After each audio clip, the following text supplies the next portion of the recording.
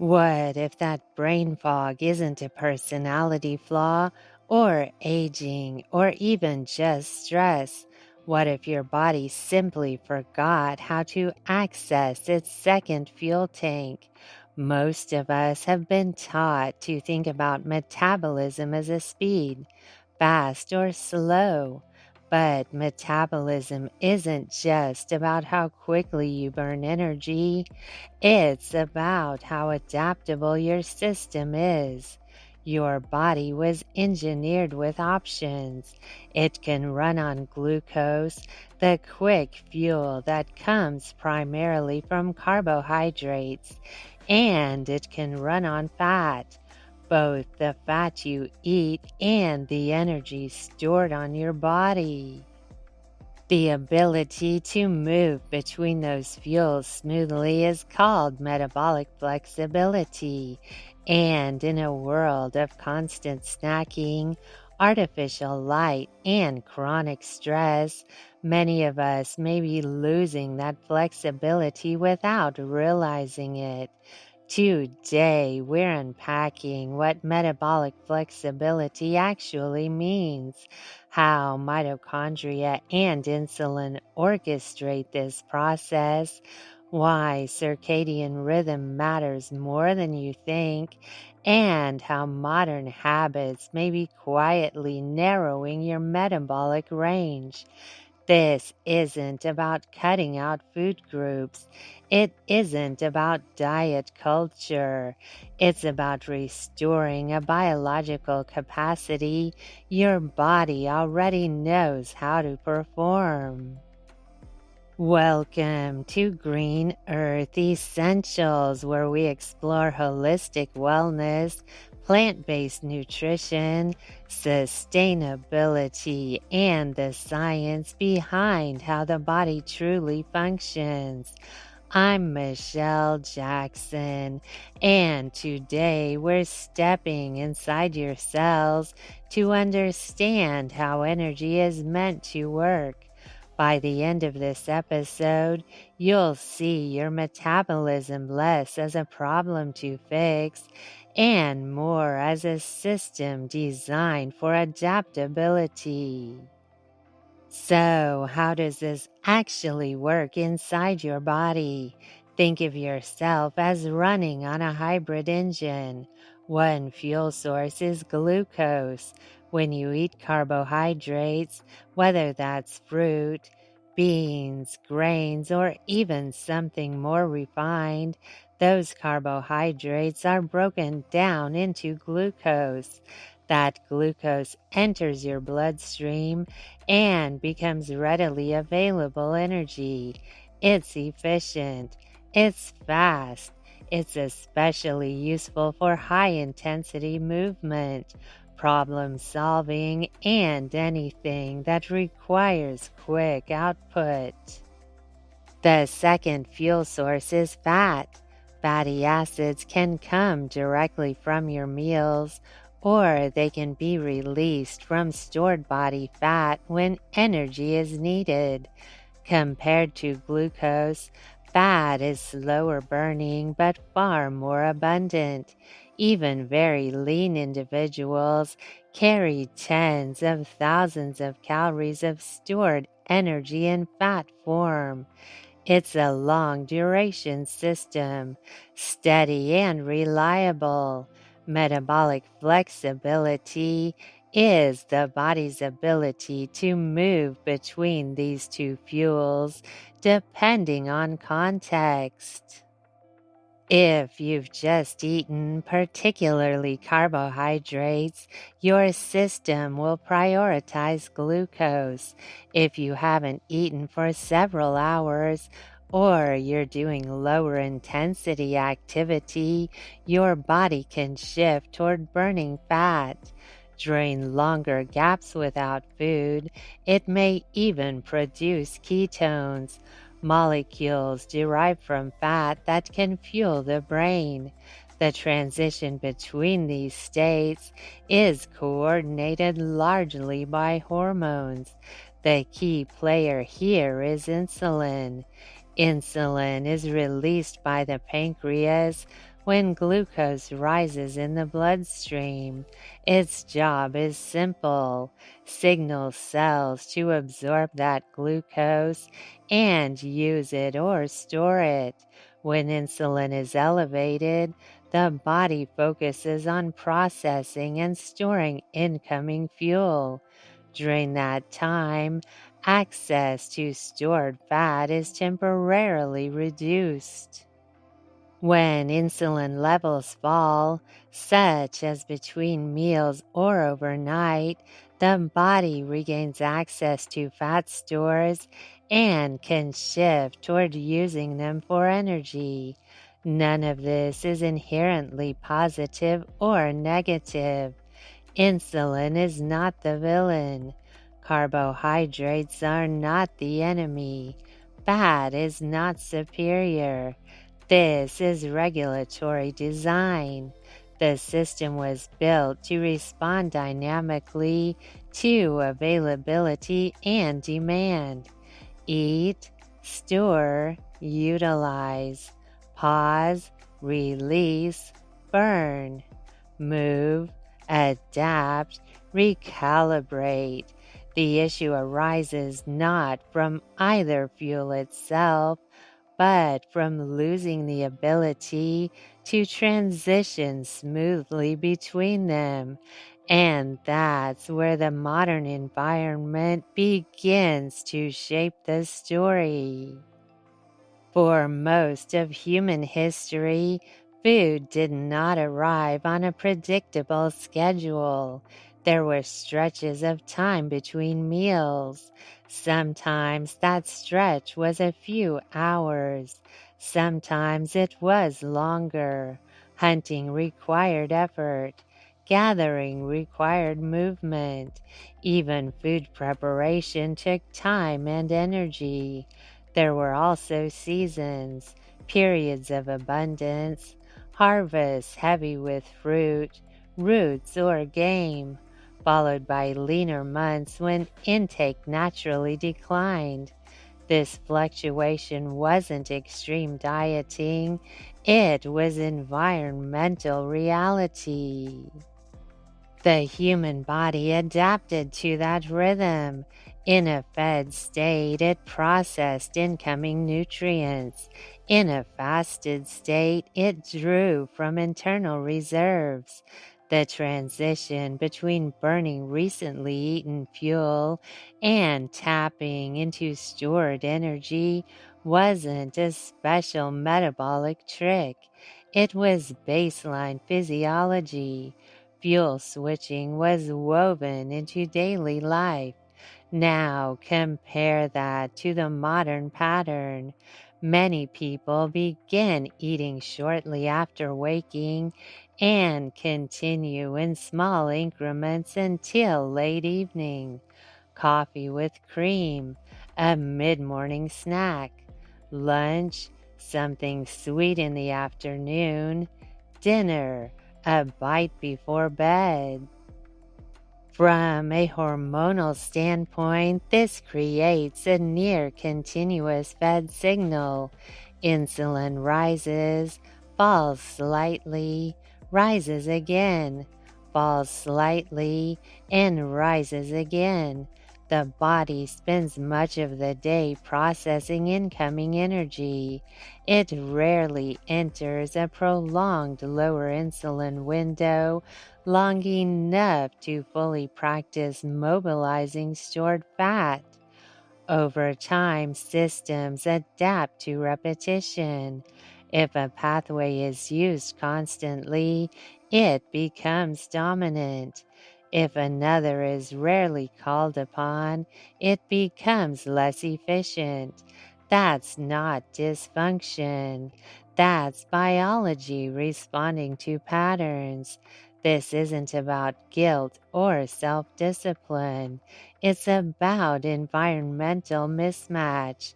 We evolved in conditions that required flexibility. We now live in conditions that encourage constant availability. And when availability becomes the norm, adaptability can quietly diminish. All of this switching between fuel sources ultimately comes down to what's happening inside your cells.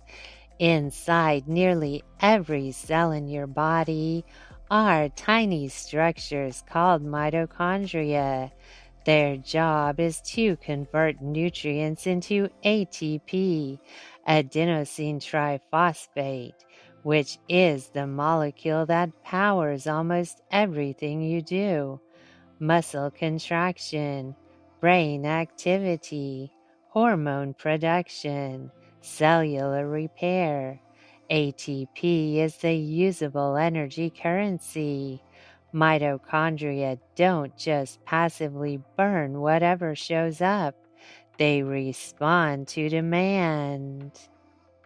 When you move your body regularly, especially in ways that challenge your muscles or cardiovascular system, your cells adapt by building more mitochondria. This is called mitochondrial biogenesis, essentially increasing your energy generating capacity. More mitochondria mean a greater ability to process both glucose and fatty acids efficiently. Sleep also plays a role. During sleep, consistent sleep, the body repairs and maintains mitochondrial function. Disrupted sleep patterns can impair how well these cellular engines perform. Even mild metabolic challenges like exercise or occasional longer gaps between meals stimulate mitochondria to become more resilient and efficient. When cells are periodically asked to work a little harder, they upgrade their machinery. In contrast, prolonged physical inactivity sends a different signal. If energy demand remains low day after day, the body adjusts. Mitochondrial density can decrease. Efficiency can decline. Fuel processing becomes less robust because the system isn't being challenged to maintain peak performance. You're not simply burning calories when you move. You're communicating with your cells. Every walk, every strength session, every night of restorative sleep is a message. Build capacity, stay adaptable, maintain responsiveness, and when that capacity expands, the ability to shift between fuels becomes smoother because the cellular infrastructure is strong enough to handle it. If insulin is the messenger, insulin sensitivity is the clarity of the message. When your cells are insulin sensitive, they respond efficiently. A small amount of insulin signals them to absorb glucose from the bloodstream, convert it into energy, and stabilize blood sugar levels. The process is smooth. Energy feels steady. There are fewer dramatic spikes and crashes, but cells are adaptive. If insulin levels remain elevated frequently and for long stretches due to constant eating, large amounts of highly refined carbohydrates, shortened sleep, or ongoing stress, cells begin to protect themselves from overstimulation. They reduce how strongly they respond to this signal. This is insulin resistance. It doesn't happen overnight. It develops gradually as a response to repeated exposure. When cells become less responsive, the pancreas compensates by releasing more insulin to achieve the same effect. Blood sugar may remain in a normal range for years, but it requires increasing hormonal effort to keep it there. Think of it like turning up the volume because the listener isn't reacting. Over time, that compensation can strain the system. What's important here is understanding that this isn't a character flaw. It's not about being good or bad with food. It's not about punishment or discipline. It's physiology adapting to patterns. The body always adjusts to repeated signals. If it perceives constant incoming fuel, it will recalibrate around that expectation. If it perceives irregular sleep or chronic psychological stress, it modifies hormonal responses accordingly. The encouraging part is that adaptation works in both directions. When patterns shift, signaling can improve. Cells can regain responsiveness. The system can recalibrate toward efficiency again. Metabolic flexibility depends not just on having two fuels available, but on maintaining clear communication between hormones and cells. And that communication is deeply influenced by daily habits. There's another layer shaping how your body handles energy, and it has nothing to do with food itself. It has to do with time. Human physiology runs on an internal 24-hour rhythm known as the circadian clock.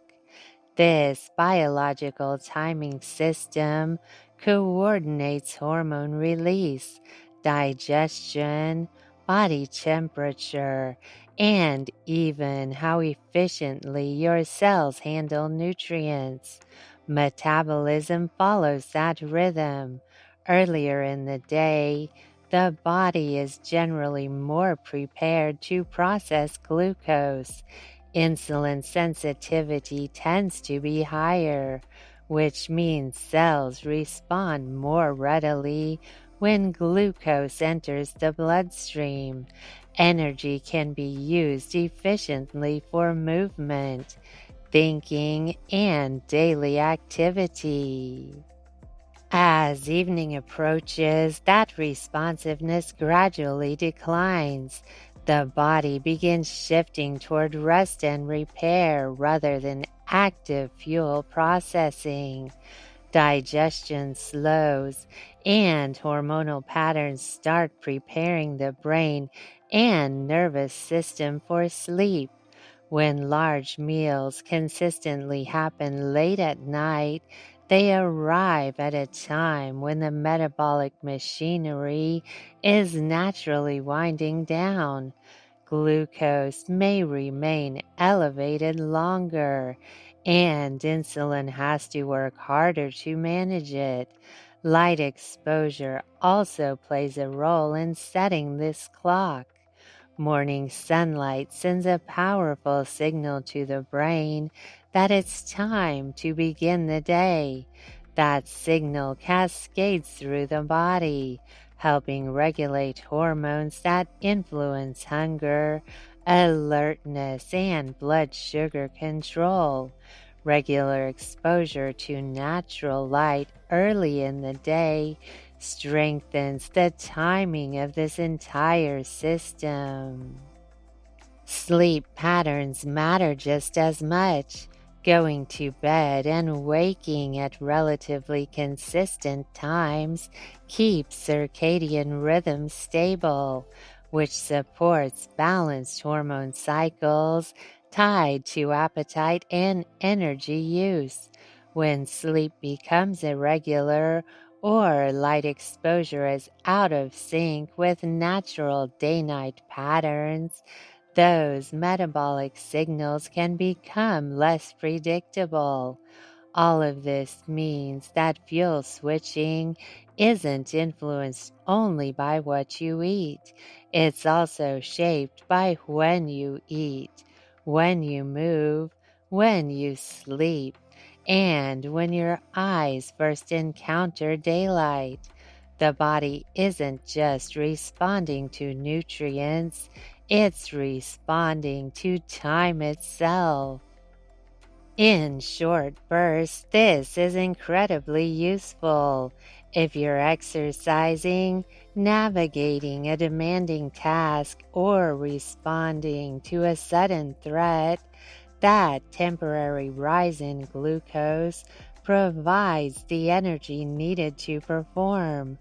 But when stress becomes chronic, constant deadlines, emotional strain, persistent worry, environmental noise, the signal can stay elevated longer than the body originally evolved to handle. Glucose may remain higher even when no food has been eaten, simply because the nervous system is interpreting the environment as demanding constant readiness. Over time, this repeated signal can interfere with the normal rhythm of metabolic regulation.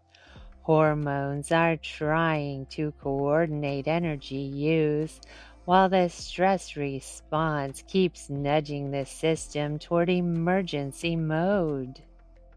This is where nervous system care becomes part of metabolic health.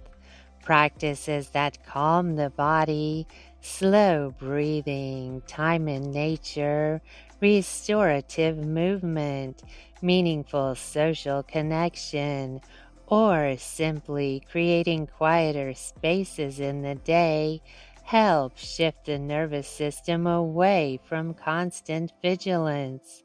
When the body senses safety, cortisol patterns become more balanced, blood sugar signals stabilize, hormones can return to their normal timing.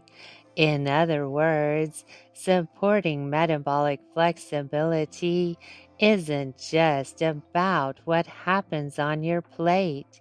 It's also about how often your body feels like it has to brace for impact. When the nervous system settles, the rest of the metabolic orchestra has a much easier time playing in rhythm. When you step back and look at the bigger picture, metabolic flexibility isn't shaped by one habit. It's shaped by the environment we live in every day. Modern life delivers a very different set of signals than the conditions humans evolved in. For one thing, ultra refined foods are available almost everywhere at nearly any hour. These foods are engineered to be easy to eat quickly and in large amounts. They require very little effort to obtain, and they often deliver concentrated energy with minimal fiber or structural complexity. At the same time, physical exertion has largely been engineered out of daily survival. Many jobs involve long hours of sitting. Transportation replaces walking. Household tasks that once required effort are now automated.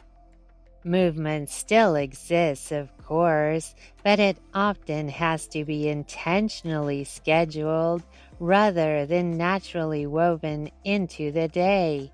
Light exposure has also changed dramatically.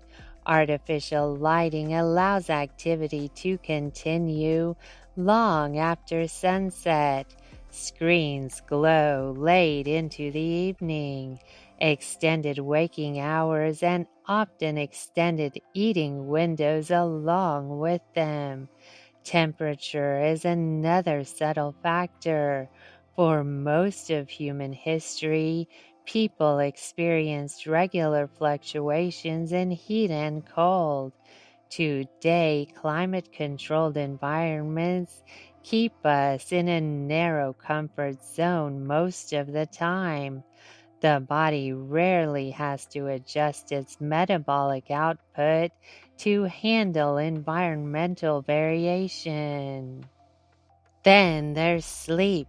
Interrupted sleep, irregular schedules, and late night stimulation can fragment the body's nightly repair process.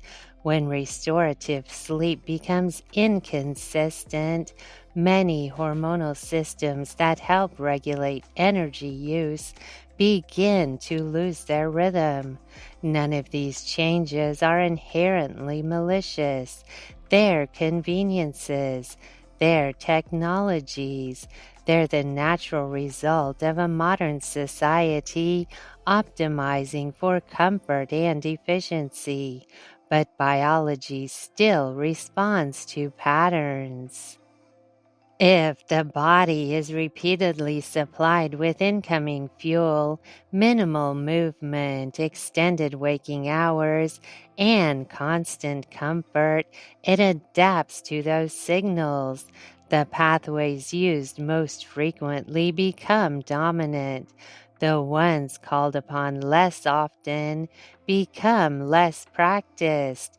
If stored energy rarely needs to be accessed, the machinery involved in accessing it can become less responsive over time. Adaptation, however, is not a one-way street. The same biological flexibility that allows the body to adjust to modern habits also allows it to respond when those patterns begin to shift. The encouraging part of this conversation is that restoring metabolic adaptability doesn't require extreme diets or rigid rules. The body already knows how to do this. What it often needs is the opportunity to practice again. One simple shift is allowing natural breaks between meals. Instead of continuous grazing throughout the day, creating space between eating periods gives the body time to finish processing incoming fuel before the next signal arrives. These pauses don't have to be dramatic. Even a few hours without snacking can allow metabolic pathways to cycle through their normal rhythm. Movement is another powerful lever. Building muscle through resistance training, bodyweight exercises, or functional movement increases the number of tissues capable of using glucose efficiently. Muscle acts like a large metabolic reservoir. The more active it is, the more effectively the body can direct incoming energy where it's needed. Food composition also matters. Meals that include adequate protein and fiber tend to produce a steadier glucose response than meals dominated by rapidly absorbed carbohydrates alone. Fiber slows digestion. Protein supports muscle maintenance and helps moderate appetite signals. Together, they create a more gradual flow of nutrients into the bloodstream. Timing can support this system as well.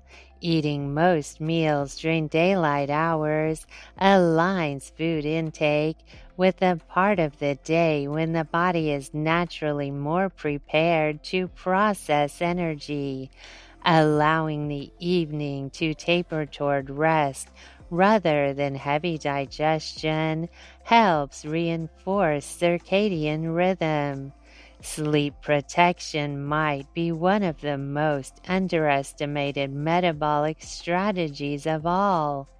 Consistent restorative sleep helps stabilize the hormonal patterns that regulate hunger, blood sugar, and cellular repair. And then there are gentle metabolic challenges, a brisk walk that slightly elevates your heart rate, occasionally letting a meal gap stretch a little longer than usual, spending time outdoors in cooler air or warmer weather rather than remaining in perfectly controlled indoor temperatures.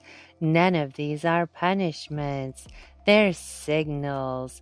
They remind the body that the environment contains variation and that adaptability is still required. The goal here isn't restriction or perfection, it's responsiveness.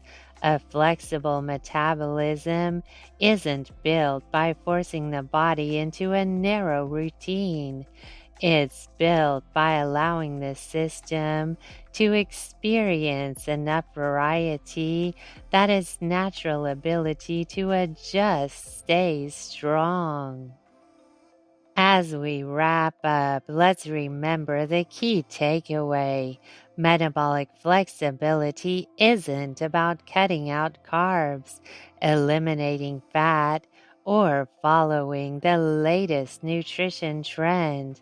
It's about restoring a biological skill your body already knows how to perform. A truly resilient metabolism doesn't panic when a meal is delayed. It doesn't crash after eating something indulgent. It adapts. It shifts smoothly between fuels, responding intelligently to the signals you provide. Movement, sleep, stress management, and meal timing.